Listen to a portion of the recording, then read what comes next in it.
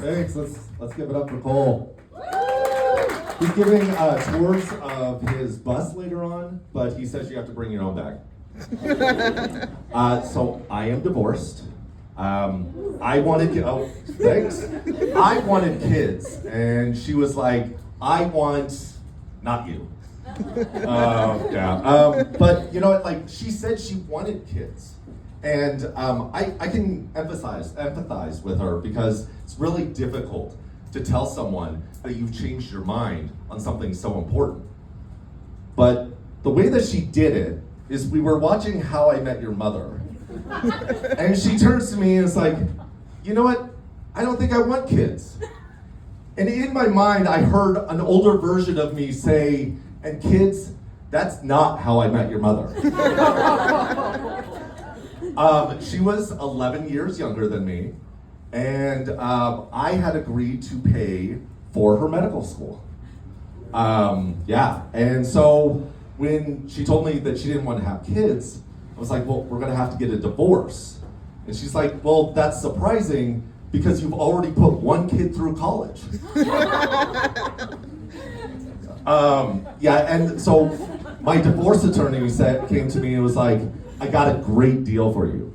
She gets to keep her medical degree, and you get to keep your Shiba Inu and an upside down mortgage. Now, for those millennials in here, let me explain what an upside down mortgage is. A mortgage is something you're never gonna get in this economy. And when it's upside down, that's like if you still owe 12 payments on your iPhone, but the screen is totally cracked. And you know, after we got divorced, she decided to go out and get 2 Shiba Inus of her own because she didn't already win the divorce. But I am engaged again. Thank you. This time I checked, she does have a college degree. But I actually don't know what she does for a living. And that's because nowadays everyone has these job titles that mean nothing. So she is a senior solutions architect. Now I know what all of those words mean individually, but you put them together and I have no idea what she does. I just keep hearing architect in my head. So we'll be walking through the neighborhood and I'll point to things and I'll be like, is that Art Deco or mid-modern? And she just turns to me and she's like, Topher, I don't know how many times I have to tell you, I do not design buildings. My brother is a high school English teacher. I do know what he does. Every day, he puts his head in his hands and says, I do not get paid enough to understand Zillennial slang.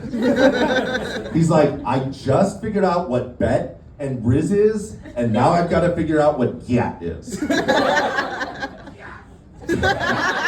There we go, got one. You know.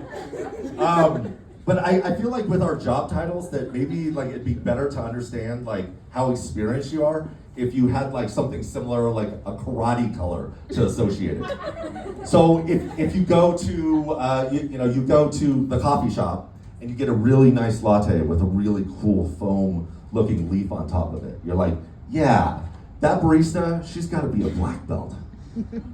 But then your friend gets audited by the IRS, and you're like, well, yeah, your accountant was a white belt.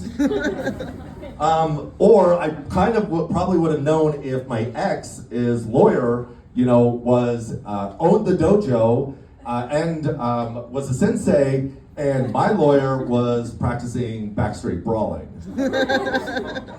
I actually think instead of job titles, we should just say how we identify. So you could be like, yo, I'm a transplant to Denver, but I identify as a Colorado native and I'm sponsored by Patagonia. Or maybe, I live in my parents' basement and I'm unemployed, but on Tinder, I identify as a catch. Or, I'm the greatest real estate agent of New York, but I identify as the current president of the United States. I actually don't know much about my good friends, and that's because I never ask them follow-up questions.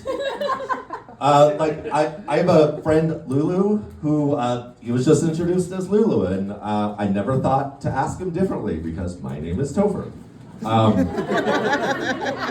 And I feel like 12 years later would be the wrong time to be like, so what's up with your name? It's like when you meet somebody for the first time and you forget their name, and then 3 months later you're still going like, how's it going, Chief? What's up, man? How's it going, big guy? Yeah, so I got an email asking for my address from a guy named Lucas. I was like, who the hell is Lucas? So uncharacteristically, I ask a question. Who is this? 2 minutes later, Lulu calls me. It's like, do you not know that my name is Lucas? I was like, do you know that Topher is short for Christopher? He's like, no, I didn't think to ask that. But you know, my conversations with my guy friends are changing as well. We used to talk about girls and sports, but that's all changing now. Well, except for the sports part. Ladies, if you think your man is gonna stop saying things like, well, Russell Wilson really has to produce this year, or he's getting traded, or the Rockies are definitely on a downslide this year, just give up the pipe dream, that's never gonna happen. But yeah, like, so I was sitting around with my friends and they were talking about who has the lowest mortgage rate. I was like, this would have been a great time to ask someone how to get out of my upside down mortgage. But like, I don't ask questions and I don't want to ask them something so personal. I actually got a text from Lucas the other day, and he's like, Kelsey and I are getting married. And my response, cool. And I tell my fiance, and she's like, well, did you ask him how he did it? And I was like, no. I just assumed he got on one knee and said, will you marry me? And she's like, don't you want to know something about your friends' lives, something about them? And I was like, you're right. I should have asked who Kelsey was. Thank you guys, you've been great.